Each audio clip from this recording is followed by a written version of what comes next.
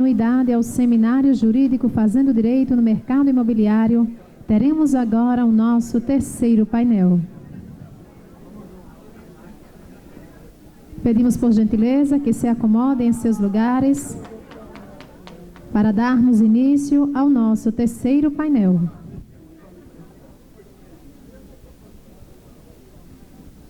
Convidamos como debatedora deste painel a advogada e professora da UFAL, doutora Lavínia Cavalcante.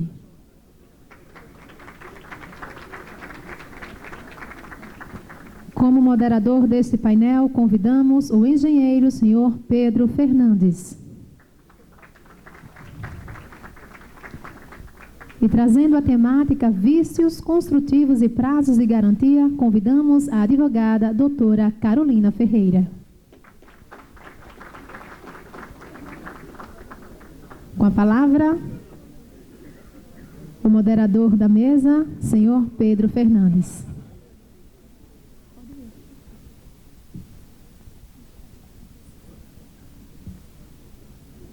Boa tarde a todos. Agradeço a ADEME o convite para moderar esse importante painel com a doutora Carolina e a doutora Lavínia, para a gente conversar um pouquinho sobre vícios construtivos e prazos de garantia. Agradeço a presença de todos e esclareço que, caso vocês tenham perguntas, tá certo? No material que vocês receberam, existe um bloco de notas, onde vocês podem já ir realizando e escrevendo as perguntas e entregando para o nosso apoio, de modo que a gente, ao final das explanações da doutora Carolina e da doutora Lavínia, a gente possa organizar e tentar esclarecer a dúvida de todos. Passo a palavra para a doutora Carolina. Boa tarde Pedro, boa tarde Lavínia, boa tarde a todos. Antes de mais nada, quero agradecer o convite da ADEME, fiquei muito lisonjeada com ele para falar de um tema que eu sou pouco afeita, mas já sou uma grande entusiasta. Falar da felicidade que foi sair do frio de São Paulo. Hoje de manhã eu deixei São Paulo com 9 graus, cheguei aqui e me deparei com 28, vocês não têm noção da minha alegria. Então, eu quase não cheguei porque quase morri congelada essa noite. Mas vamos lá, falar um pouquinho para vocês dessa temática tão árdua, um tema que dentro do direito imobiliário poucas pessoas gostam, são poucos os interessados, na maioria o público mais técnico tem interesse, mas os advogados não são muito afeitos, não. Bom, para começar, vou falar para vocês um pouquinho dos vícios, que é a parte mais fácil, a questão dos prazos, vou tratar com vocês da questão da assistência técnica e manutenção, da vida útil e a garantia legal, falar da NBR, que é um grande marco para a gente nessa questão, trazer uma jurisprudência um pouco atualizada para vocês e falar do ônus da prova. Bom, com relação aos vícios construtivos, eu creio que aqui todo mundo seja de mercado imobiliário, me falaram que nós não temos só advogados na nossa plateia, temos bastante engenheiros, incorporadores, administradores, corretores. Então, como o próprio nome já diz, tratar dos vícios são as falhas construtivas que causam prejuízo material ao consumidor e que implicam em gastos financeiros para repará-los. Tá? Os vícios, a gente tem uma classificação que ela é bem simples, mas também bem conhecida de todo mundo que atua na área, falar dos vícios que eles são aparentes, que são aqueles visíveis, que não precisa de nenhuma qualificação técnica para você detectar, e que, por essa razão, você não dispõe de um prazo muito longo para reclamá-lo. Tão logo você receba o imóvel com um vício e ele seja aparente, você pode enjeitá-lo. E os vícios ocultos, que são aqueles que não são visíveis a olhos nus, ou então que necessitam até de certa qualificação técnica para que você o detecte. E eles se subdividem em dois, os simples, os vícios ocultos simples e os redibitórios. Os simples, eles são aqueles que são reparáveis. Os redibitórios, eles além de serem ocultos, eles são graves, tornam o imóvel impróprio à finalidade a que ele se destina, ou eles causam alguma redução no valor daquele bem. Tá? E, da mesma forma, você também se reserva o direito de enjeitar a coisa, ou receber reclamar o reparo, ou solicitar alguma reparação. Fazendo um paralelo, o Código Civil, ele não faz a distinção entre vício e defeito. Ele trata ele só fala de vício, e o Código de Defesa do Consumidor, ele faz uma distinção entre vício e defeito. Todo defeito é um vício, mas nem todo vício é um defeito. Então, eu coloquei que o vício seria o gênero, do qual o defeito é uma espécie. O vício, que é tratado no Código de Defesa do Consumidor, ele seria uma mera inadequação do imóvel ou daquele item dentro da construção a que se destina. E o defeito, ele é o que realmente tem gravidade e traz problemas para a solidez e para a segurança. Por que essa distinção ela é relevante dentro do Código de Defesa do Consumidor? Porque o vício e o defeito eles são tratados em artigos distintos, então eles têm implicações diferentes em termos de prazos e responsabilidades. Além disso, o Código de Defesa do Consumidor acresce a questão do vício de quantidade e o vício de qualidade. E aí, do que para a gente, que atua nesse mercado, o que é mais significativo e que implica em maiores debates, o que isso a gente vai tratar mais longamente aqui, é a questão dos prazos de responsabilidades. Tá? Os prazos, eles não são definidos muito tecnicamente. Então, a gente, antes do Código Civil de 2002, a gente sempre tratou como prazo, com questões jurídicas, as questões dos prazos ligados à garantia. Tá? Então, antes do Código de 2002, nós tínhamos a súmula 194 do STJ, que falava da prescrição em 20 anos para obter qualquer reclamação. Ele atendia tanto para o surgimento do vício, mas ele tinha algumas variações de entendimento. Tá? Depois, com o advento do Código Civil de 2002, surgiu a celeuma da redução da questão desse prazo. Então, ele deixou de ser de 20 anos, o prazo máximo de prescrição previsto no Código Civil de 2002 passou de ser de 10 anos, e houve a inclusão do artigo 445, parágrafo 1º, que fala que a pessoa, para reclamar de bens duráveis, ela tem 1 ano. Então, ela tem 1 ano para o vício surgir e depois 1 ano para reclamar. Só que eu coloquei aqui, a gente já entende meio superado esse entendimento, tá? Por conta do que veio depois. O Código Civil dá um tratamento completamente diferente. Com a questão...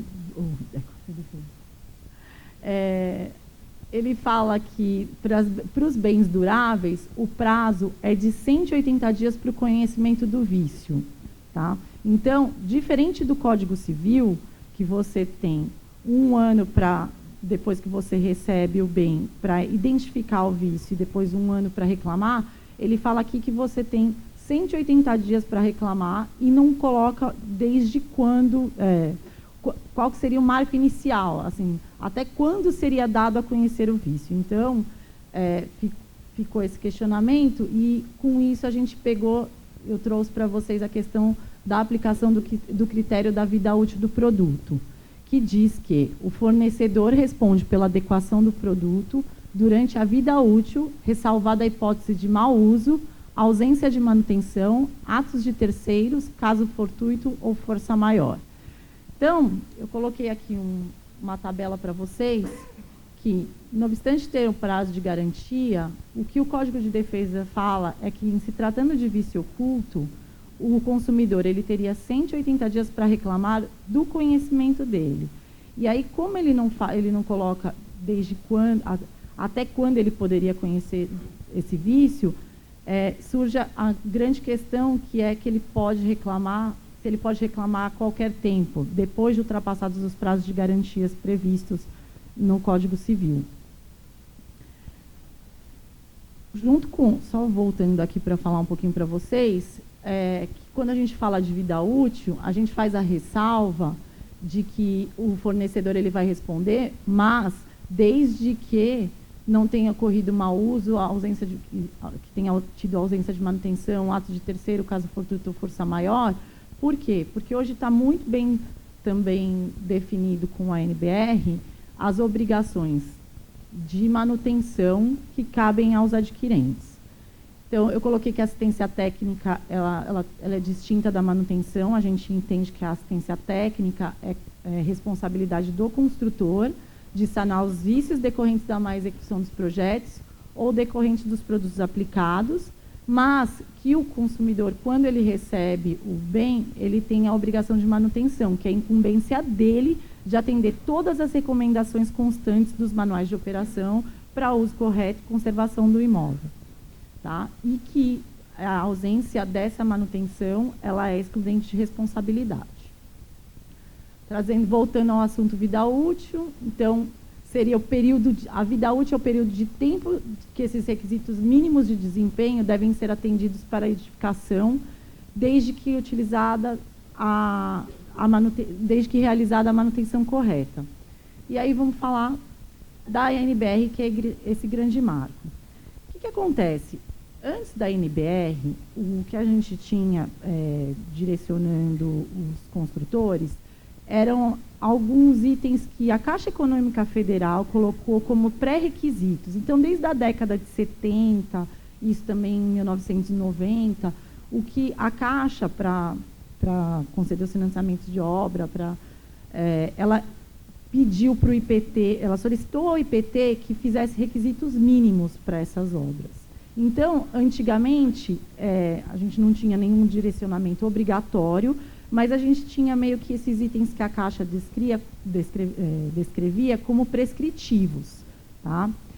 Foi surgindo, então, uma necessidade de verificar, o que foi verificado é que, assim, a prescrição dessas normas não resolvia. Então, eles pegaram, deixou de ser normas prescritivas e começou a se focar no resultado. Então, hoje, o que a gente tem na NBR não fala assim, você tem que utilizar o cimento tal, com a seguinte descrição, com o determinado nível de resistência ou marca, tal como no memorial descritivo.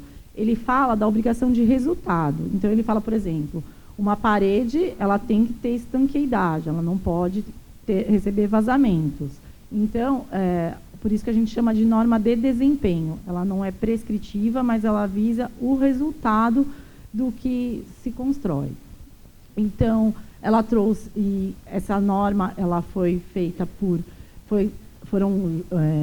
se uniram representantes da sociedade técnica, então tinham membros, as pessoas que discutiram essas normas foram o IPT, a Poli, a ADEME, Sinduscon, Secovis, a CEBIC, a própria Caixa, IBAP, sindicatos de materiais e sindicatos dos mais diversos materiais, e o único advogado que participou da edição da norma de desempenho foi o professor Carlos Delmar, Dr. Carlos Delmar, que já tinha bastante conhecimento nessas questões de normas técnicas. Tá?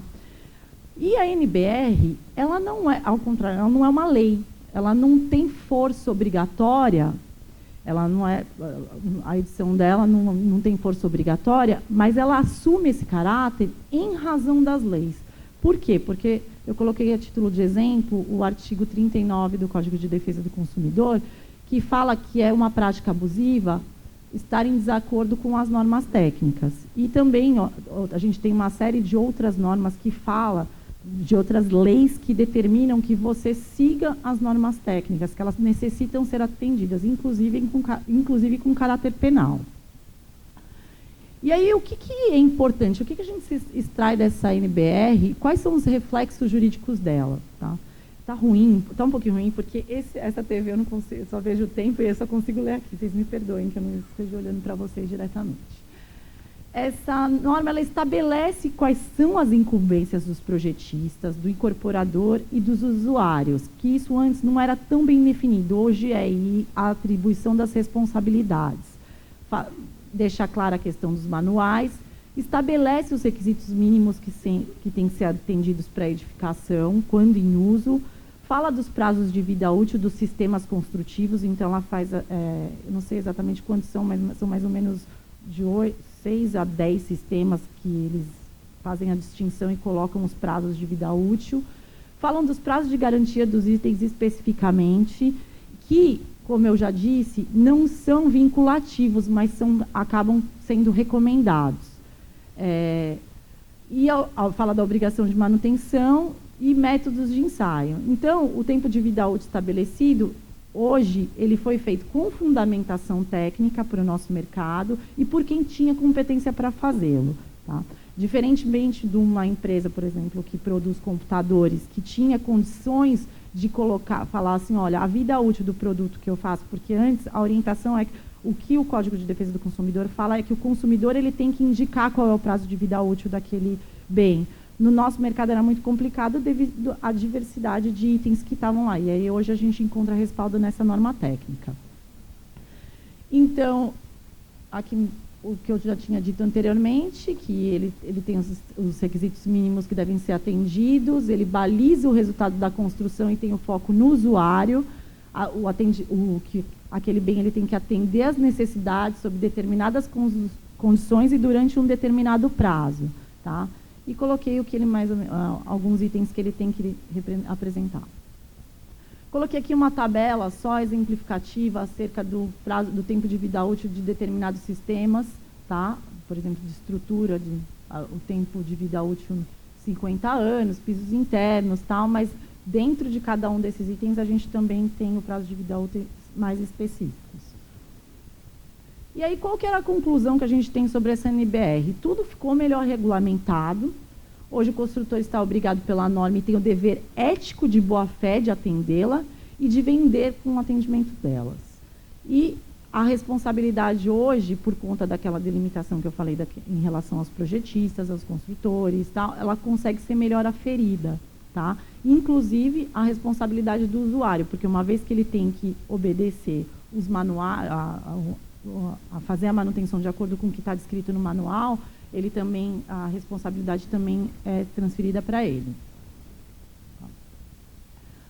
Fazendo um paralelo entre a vida útil e a garantia legal, que eu acho que é isso que é o que mais interessa nessa noite, a garantia legal é aquela estabelecida no artigo 618 do Código Civil, que fala que o construtor ele é obrigado ele tem a responsabilidade durante 5 anos, independente do que ele colocar contratualmente.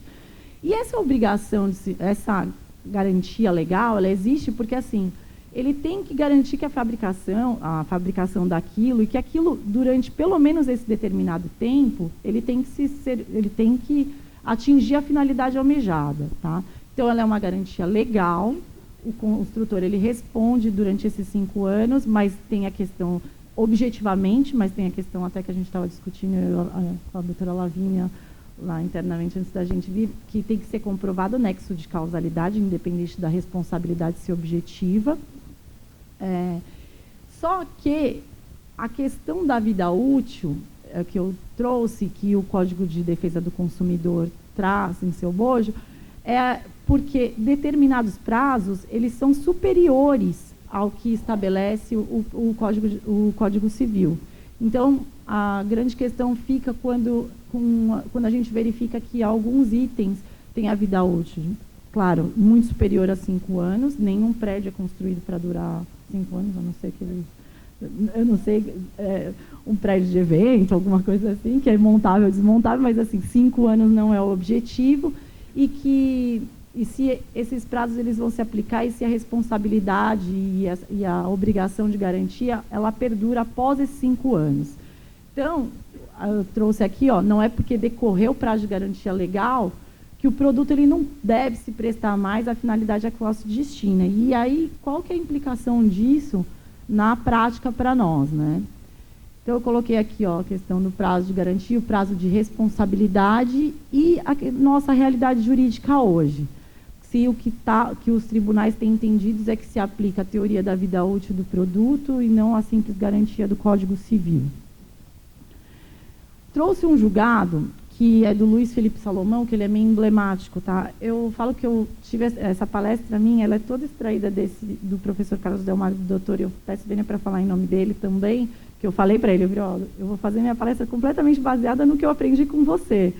E ele fala que, para ele, essa é a decisão que é um marco, que ela não trata especificamente de construção, mas ela fala da questão da importância da vida útil do bem e que esses prazos valem, mesmo inspirado a garantia contratual. E o exemplo que ele me deu, voltando a falar, por exemplo, de um computador, é que, por exemplo, eu compro um computador, ele tem 6 meses de garantia, ele não é porque ultrapassou o prazo de 6 meses que, se eu só pego, uso meu computador devidamente, abro, teclo, fecho, mantenho ele bem guardado, tal, ele não pode rachar no meio do dia para a noite.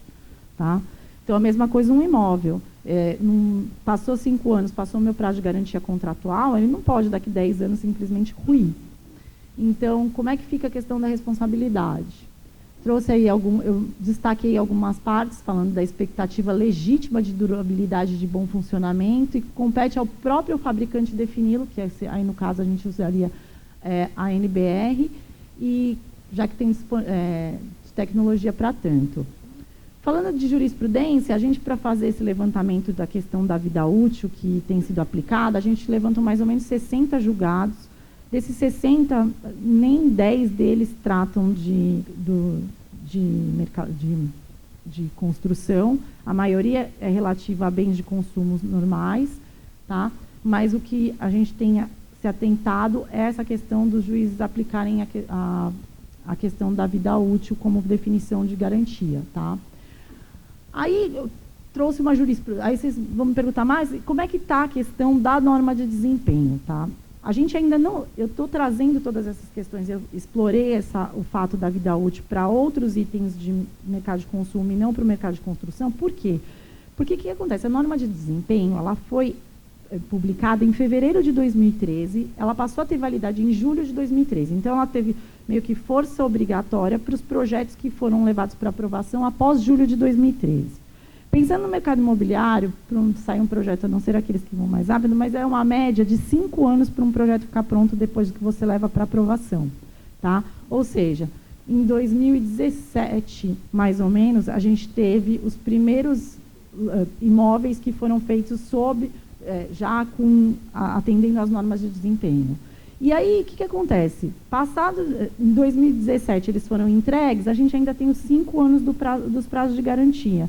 Então, assim, a gente ainda não tem realmente uma definição, julgados discorrendo sobre essa questão. Por quê? Porque ainda, em 2022, somente, a gente vai ter os empreendimentos que foram entregues já na vigência das normas de desempenho,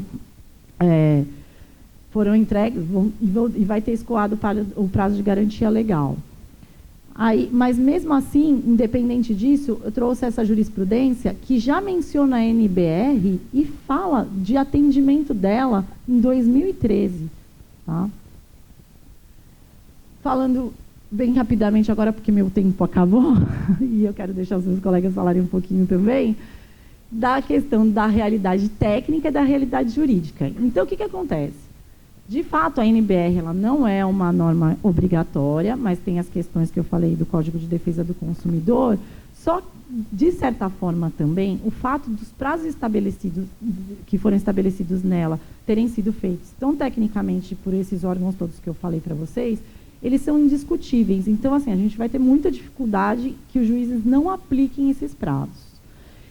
Só que, trazendo tudo isso para o nosso mercado e falando da questão da vida útil, traçando um paralelo com outros bens duráveis, é difícil para a gente conciliar essa questão da responsabilidade durante toda a vida útil, porque a gente vai eternizar a responsabilidade do construtor.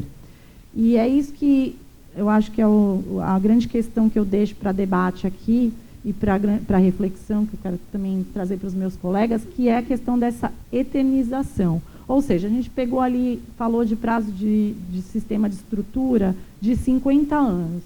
E como é que fica? Se o Código de Defesa do Consumidor autoriza que 180 dias depois que você detecta um vício, você pode ir contra o consultor ou incorporador, após 50 anos, como é que fica a questão de, por exemplo, das SPS, dos empreendimentos que foram feitos com patrimônio de afetação, havendo morte dos sócios, dissolução das empresas, os projetistas, eles vão responder eternamente sobre isso? Então, assim, é essa questão que a gente deixa, porque, assim, embora a gente reconheça a questão da vida útil e a necessidade daquilo que a gente constrói ter uma certa durabilidade, essa responsabilidade ela não pode ser eternizada. E aí, qual seria a solução disso? Eu não tenho essa resposta, muito pelo contrário, eu deixei aí 5 pontos de interrogação.